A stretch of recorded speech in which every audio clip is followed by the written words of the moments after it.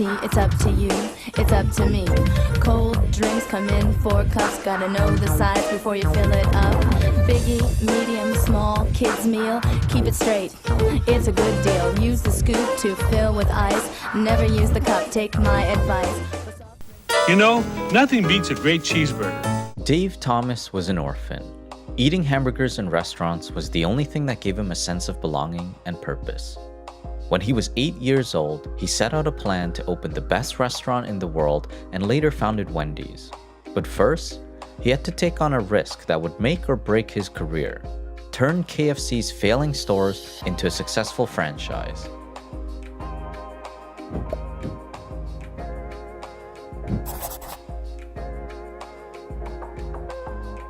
In 1932, Dave Thomas was born in New Jersey. His parents weren't married and put him up for adoption when he was 6 weeks old. Several months later, he was taken in by a couple from Michigan who kept his adoption a secret. Still, Thomas never got the chance to know what it was like to grow up with a real family.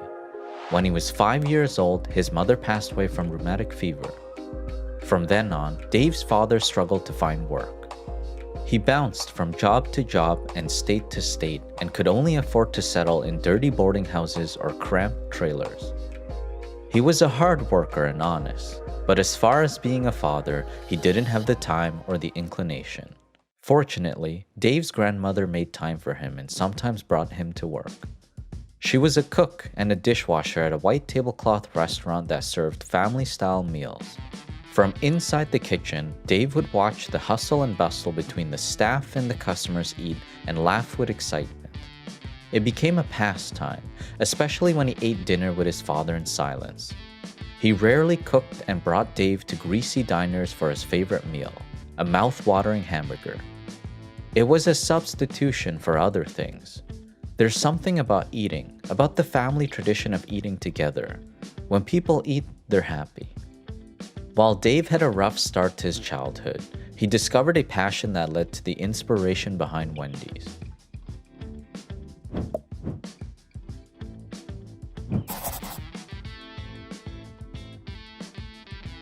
When Dave was 10 years old, his father remarried and moved to Indiana. Dave no longer felt welcomed at home, so he set out to find work from anyone who would hire him. He ended up working several odd jobs that he hated and didn't keep for very long, including a gas station attendant, paper boy, golf caddy, and pin setter. One day, he got fired from a new job at Walgreens after they discovered he was underage. When his father found out, he slammed his fists on the kitchen table. "You'll never keep a job. I'll be supporting you for the rest of your life," he shouted. At that moment, Dave vowed never to lose another job again. Fortunately, he quickly found a new one at a restaurant called the Regus. During the school year, he worked every weekend, and during the summer, he worked every day for 12 hours. But Dave didn't mind. He was happy to be working in a restaurant and looked up to the owners, Frank and George Regus, as his mentors. "As long as you try, you can do anything you want to do, be anything you want to be," they would tell Dave. The Regus brothers not only motivated him, but made him feel like he belonged. But not long after, Dave discovered shocking news that made him feel more alone than ever.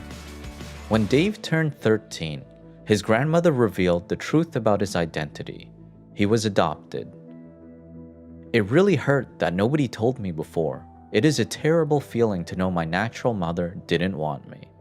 From then on, Dave became more determined to make it on his own and developed a work ethic that helped build Wendy's.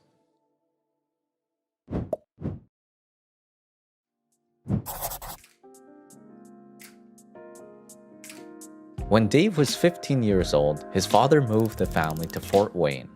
Right away, he found a new job as a busboy at a restaurant called The Hobby House. There, he met his third mentor, Phil Klaus. Even in a suit, Phil would sweep the floors and put away the dishes. He was not only a hard worker, but kind and humble. "If I can do it, anyone can do it," he would say. Just when Dave was starting to feel at home, his father announced that they were moving again. This time, Dave didn't join them. Instead, he rented a room near the Hobby House. "Someday you'll be proud of me. I'm going to have my own restaurant and I'm going to be a success, Dave told his father as he prepared to leave. I hope you're right, son. Good luck to you, his father responded. At 15 years old, Dave was on his own and working a minimum of 50 hours a week. In one of his school essays on the pursuit of happiness, he wrote, "Before I ever go into business myself, I am going to know my business. I'm going to start on the small scale and build my experience." He also wrote how he would achieve his goal. "After I finish school, I want to join the army for a while and be a cook. In this way, I will get more experience. I will be all set to start the pursuit of happiness with a restaurant of my own." Not long after, he dropped out of high school and enlisted in the army a few years later. Starting from the bottom prepared Dave for a risky endeavor that paved the way for Wendy's success.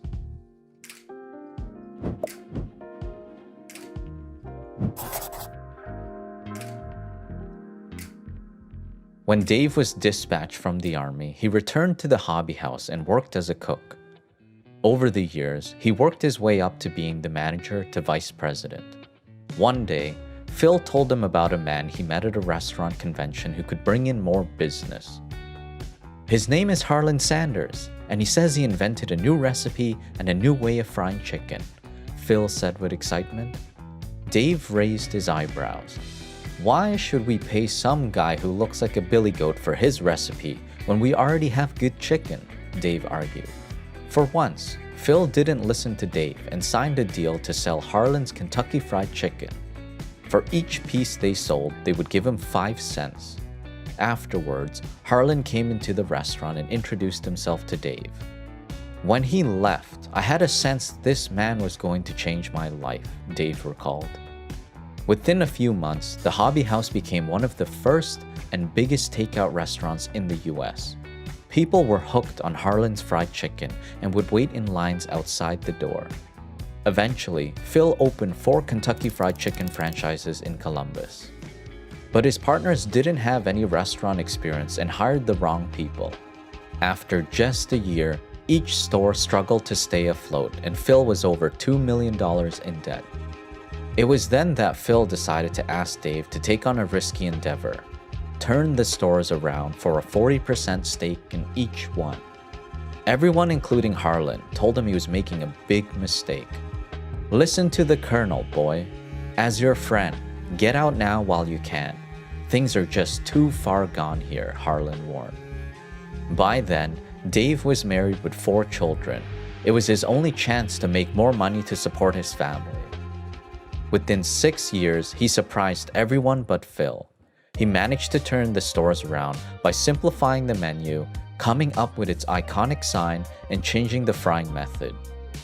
1 year later, he sold his shares of the KFC franchises for more than $1.5 million. Turning a failing business into a successful franchise taught Dave how to save Wendy's in the future.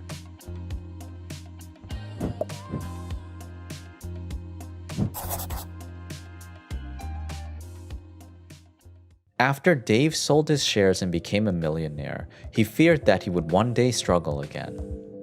So when the opportunity came to lead operations for another franchise, he didn't hesitate to say yes. But his dream of owning a restaurant was still on his mind, so much that he would talk about how he would make the perfect hamburger to his friend Len Imke for hours. Eventually, Len grew tired of hearing Dave talk about his plans instead of acting on them. One day, he drove him to downtown Columbus in hopes of grabbing a hamburger for lunch. "It's closed," Dave said in disappointment. "See, Dave, this is what I've been telling you. It's tough to get a meal down here at noon. We really need a hamburger operation," Len pleaded. Afterwards, Len told Dave he had the perfect location for him, a building that he owned at 257 East Broad Street. Immediately, they shook hands on a deal, and Dave started to think of a restaurant name. He settled on Wendy's, named after his red-headed, freckle-faced 8-year-old daughter. On November 15, 1969, Wendy's was open for business and specialized in its iconic square patties and frosty dessert. Customers were hooked, and within 6 weeks, the restaurant was already making a profit. Not one to sit back, Dave continued to think of ways to improve the business and introduce the world's first pickup window. He also launched the salad bar, the hot stuffed baked potato, and a super value menu. When he decided to franchise, people told him there was no room for another hamburger chain. But he quickly proved them wrong. Wendy's went public 3 years later. It also became the first in its industry to surpass $1 billion in annual sales within its first 10 years and opened stores faster than its competitors. Today, it's the third largest hamburger chain in the US and has more than 6,500 stores in 30 countries. In Dave's memoir, he shared key advice for aspiring entrepreneurs. Your fears and self-doubts are your personal traps. You may say, "I've never done it before. How do I know I can do it?" There are never any guarantees, but there are also no rewards without risk. Talk positively to yourself.